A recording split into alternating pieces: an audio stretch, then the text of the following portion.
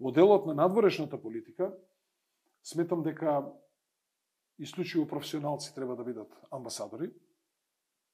Во нашите ДКП мора да бидат строги професионалци. Второ, мора да обновиме врската, прекината е врската со диаспората.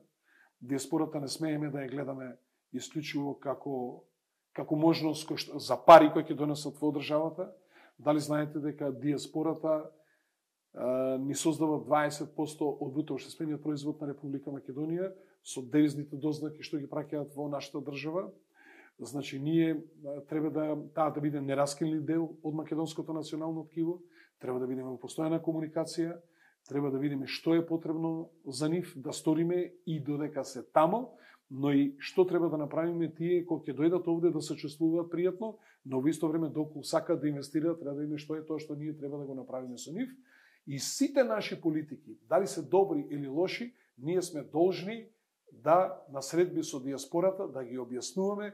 Луѓето се далеко од Република Македонија, за некои работи може да имаат и погрешни ставови и нецелосни информации, значи официјалната македонска политика мора да биде во континуитет, во соработка и да има диаспората комплетна информација како директно од премиерот, од председателот на државата, од министерот за надворешни работи, од министерот за економија, исто така и од нашите амбасадори, дипломатски и конзуларни представници во надвор во целиот свет.